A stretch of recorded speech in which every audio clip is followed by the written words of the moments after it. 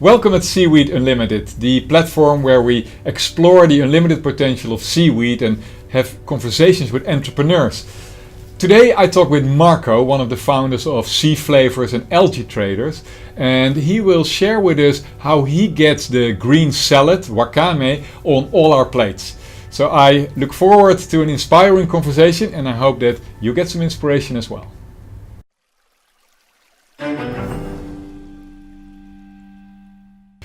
Well, Marco, welcome in our beautiful room with a view in our studio. Thank you. And the question I start with everyone is, what are you exactly doing with seaweed? We are doing in seaweed is we have two companies. One company is called Sea Flavors. Sea Flavors is a company which is trading wakame, and we supply the wakame to many supermarkets in the EU. And the other company we have is Algae Traders, and Algae Traders supplies dried seaweed, and we supply the dried seaweed to food and feed companies, and that can be startups to the big companies in Europe like Unilever, Verstegen, things like that. Okay. So a very broad company. So for people who have never heard about it, wakame, that's the what kind of product is that? Well, I think wakame is the most well-known seaweed for the most people. It's the wet seaweed you get at Chinese and Japanese restaurants. It's the Undaria seaweed, and there's a sweet dressing on it. So it has nothing to do with this the flavor of seaweed, but it has all the nutritions in it. So it's very healthy, and there's a very nice sweet dressing on it, and it's a very beautiful green color. And you can get it in most of the supermarkets in Holland and in all the Chinese restaurants and the sushi bars as a side dish. So I think most of the people know the product, but there are still people who don't know it. Yeah, I'm very fond of it. I really like it. Yeah, it's healthy. So how did you end up in seaweed? Because that's a very nice story. Me and my business partner Dominique Joosten, we started a company 3 years ago. And we had the idea to focus on two things. It was sustainable energy and algae. And we thought algae, well, that's for the long term, maybe 5 years, and what we were following all the news about algae. But then we were at a company and they had a solar system, but there was one solar system which was green. So I was wondering, what's the green solar panel? And in this solar panel there were no solar cells, but there were tubes with water. And in the water was algae, and the algae was growing, and then at a certain moment they get the algae out and they use it to run the ecosystem. So I was wondering, well, that's very interesting, and it grew very fast. And then we start looking for what is the algae exactly, and we thought, okay, this is a biomass, but it's also good for food. So then we start looking for what kind of suppliers are there already, and then we started to figure out what the Dutch market wants, a web shop called Sea Flavors, and there we sell a lot of different products.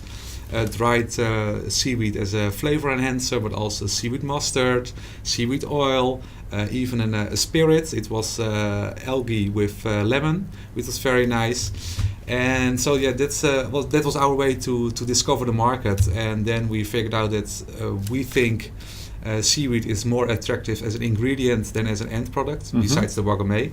So then we focused on the dried seaweed, and we start with Escophyllum from Scotland, and we sell that as a flavor enhancer or as a replacement for salt, or just to enhance the nutrition values of products. Okay. So you work with a lot of different applications of seaweed. Yep. I can imagine that the products come from all over the world. The seaweed, you mean? Yeah. We the seaweed. Well, there are at least 15,000 different species of seaweed, and I think we work with around 10 different species. And our focus is on the European species. Okay. And one species also coming from Argentina, but for the rest, all the species are coming from Europe, because we think it should be more sustainable, so we can get it from China or things like that. But we want to. All our products in the future must come from Europe, so get a more circular or sustainable model of our company. And we think those are also from a very good quality, which is also important for our clients, because supermarkets and retailers, they have certain standards, and it's better to get those meet those standards with European products. Okay, let's move to the clients, because it's of course it's great if you have an idea and you want to sell something. But how is the other side of the market reacting? Are there clients who want to sell? Yeah, well, as I told seaweed? you, we start 3 years ago, and the first year we only start visiting companies from little startups who have a granola product who wants to make it more healthy, to the big companies like Vion and big or large bakeries. And we took samples and we say, okay, this is our product, and do some tests with it and experiments. And some companies, they developed a different kind of product with it and say, okay, it's good for us, it's not good for us, but it's difficult. It's an unfamiliar product. It's difficult. They have to change recipes of their products, and that's very difficult. So it's also very important. The other side of the table, are they willing to do some investigations and spend some time with some testing? And that's what some companies are very good at it, and some companies, they don't like it. But we have to make the market, and that's what we did the last 2 years. So does that mean that you also do a lot of research and development yourself? Are you coming up with new products, or do you give advice or suggestions? The way we want to do business is cooperate with different parties, because we are not a food company. The thing is, we have a very interesting ingredient which is new for a lot of people, and the applications are, well, from food to feed to bioplastic to cosmetics. And we were looking for a place for us in this area, and for us it's food. And we do all those cooperations with companies, but also with college, universities. And so at the moment we have, I think, 5 or 6 projects with different parties to look for, okay, how can we get more value out of the seaweed? And it can be for flavor, for nutrition, everything. So, but it sounds that you are moving quite a lot of seaweed already, no? Is that correct? In quantities. Yeah, in quantities. Yeah, well, the samples are very small, but there are already companies who buy, and it's not in the 20 or 40 tons, but it's small. Yeah, it's small quantities, but there are really a lot at the moment. So, and price is an item, but also they get more familiar with the product, so they start experimenting by themselves. So we think in coming years the quality will increase a lot. But is it a trend? What kind of trends do you see or do you notice? Well, what we notice is we have 3 types of seaweed products. One is the basic products, so the dried seaweed, which has the seaweed taste, the green color. But we have also products which are made of seaweed. So we have smoked seaweed, which is a very nice flavor enhancer, and to get a smoky taste on every kind of product.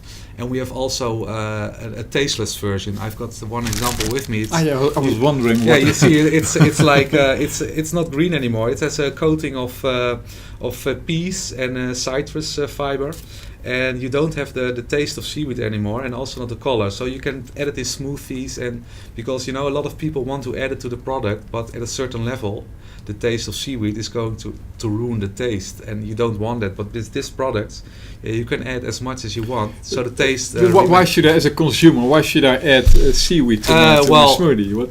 Of course, it's a plant-based protein. That could be a reason, but also because of all the other nutritional calcium, kalium, the iodine. There are many reasons, and if you look at the product sheet and all the things they're in, there are all the vitamins are in.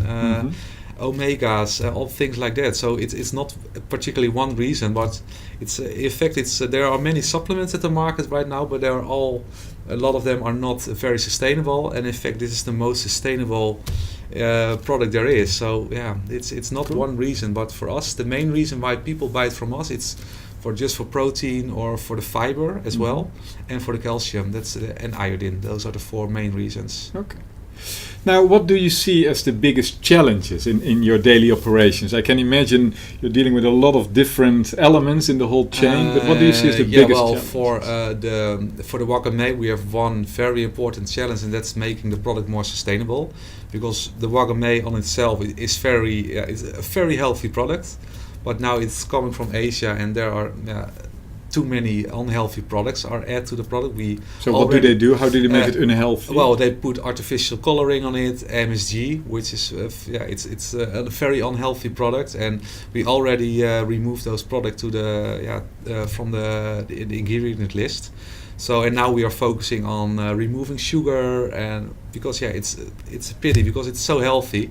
So that's a challenge for this company, and for Algae Trade is the sourcing and the processing of seaweed is a challenge. So do we get enough sourced? For now it's no problem, but we want now it's mainly wild harvesting, and we want to cultivated seaweed, and we want to have enough supply. Yeah. So the reliability of the supply, that's an important issue. Yeah. Okay. Now assume that I want to start. I want to do the same as you do. Yeah. Where should I start? What should I do? Well, try a lot of seaweed. Uh-huh. And go to some events, because there's a lot of events where seaweed is in the subject. And you have to have a long breath and some enthusiasm.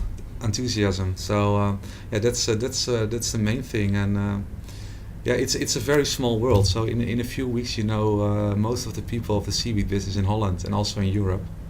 So that's the thing. What you should do. And what are areas to get my inspiration from? What could I do what did you do to get your inspiration from? Go to the different conferences, but also talk to people, and also do some experiments by yourself.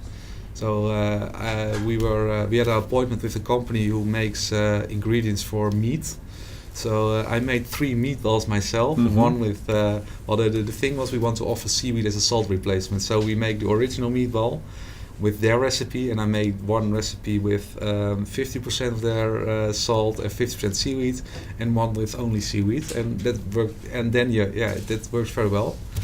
And then you also see the possibilities of the seaweed, and experience with it and cooperation, and don't do everything by yourself, but try to talk to companies where you think, okay, there's a possibility for our products. Okay.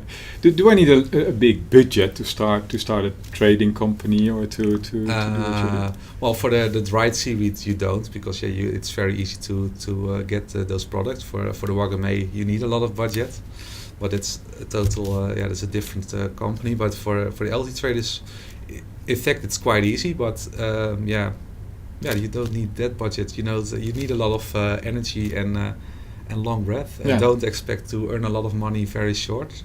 Everybody sees the potential, but there's a lot of steps to take to come to that moment that everybody, that the whole market is accepting the product. Okay, I can imagine that a lot of people maybe come to you with requests. Now, what can you do this with seaweed? Can you do that? What's the strangest request you've had to do with seaweed? That was a hemp company. One of my friends from during my study, he has a hemp company, and they grew industrial hemp, which is used for making fibers, or but also building materials, so isolation materials. And they say, okay, we in fact have some kind of the same product. You're new. It's people don't know it yet. It's strange, hemp is strange. Seaweed, we only know it from the beach. It's between your tooth, and so we say, okay, let's cooperate together, and then we start to develop a product, and which was focused on getting people more protein, and that product is still going on. But it was a strange one. I can imagine. And but also quite typical Dutch product, because we have it from the sea here. Hemp is also growing in the Netherlands. The whole world knows the Dutch from the hemp, so we have a lot of similarities. So that was, and we still we're making very good progress, and we hope to introduce the product. I think in 2 months. So Okay, that sounds really nice. So you shared already a little bit of your plans, your future plans, but could you tell a bit more about the ambitions you have? What do you see in the future? We have our big ambition is making food good again. Mm-hmm. So that's what if you look to the 2 different companies, for sea flavors we have the ambition to cultivate a European Wagame, so that we have the supply from Europe and make the product here. So then we can make a better product, more sustainable. What would be regions where you could do that? Is it the North Sea? At the moment we are focusing on Ireland, mm-hmm. and we are already quite far in the process to start. And we hope to start in the summer with a first small test. And then we decide, okay, then we scale up in a healthy way. So that's that for that ambition, and for algae traders we have the ambition, of course, to grow and make seaweed more accepted. And that's the main thing. There is we have to focus on the application. So, and for us it's food, and also a little bit of feed.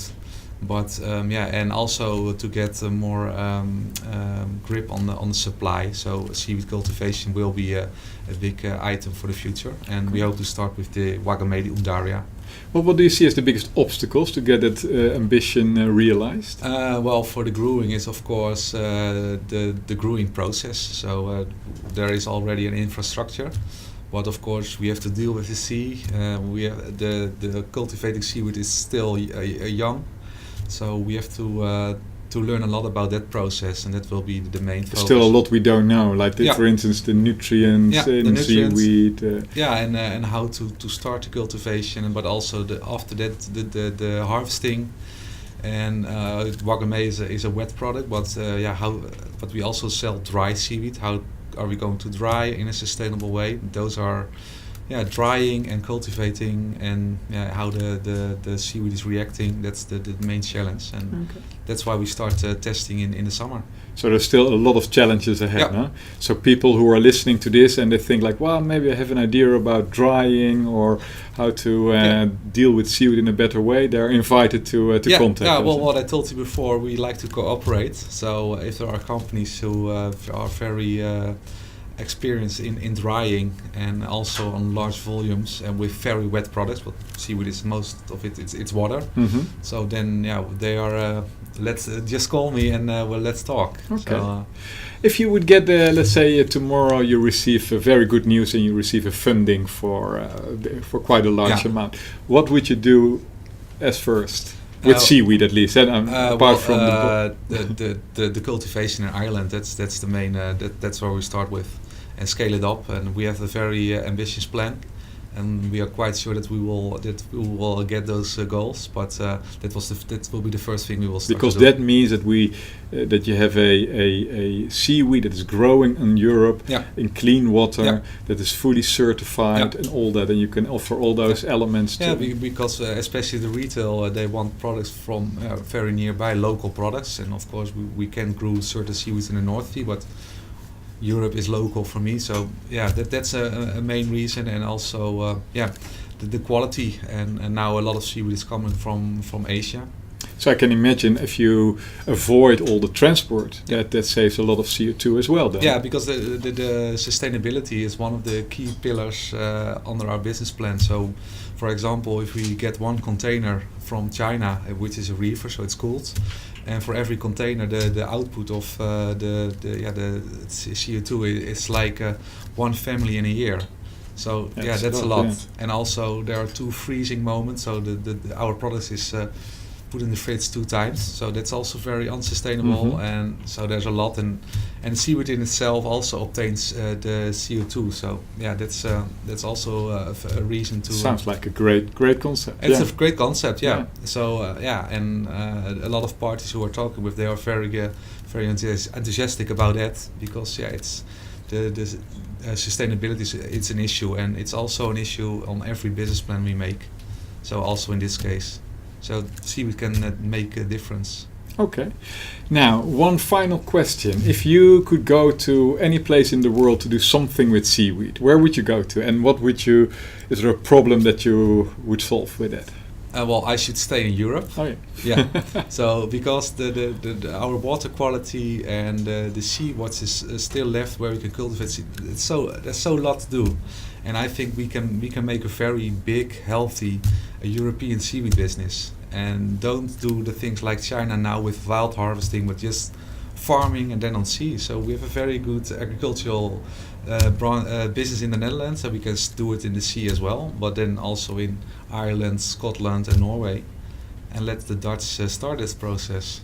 Sounds good to me. Yeah, sounds good to me as well. Well, thank you, Marco, for coming and for sharing your story. I wish you good luck with your endeavors. Thank you. Yeah. And I think we can see your success in the stores, no? This summer our products are also available in some Dutch supermarkets. I can't call the names, but they will be there, and try them. Okay, you're welcome.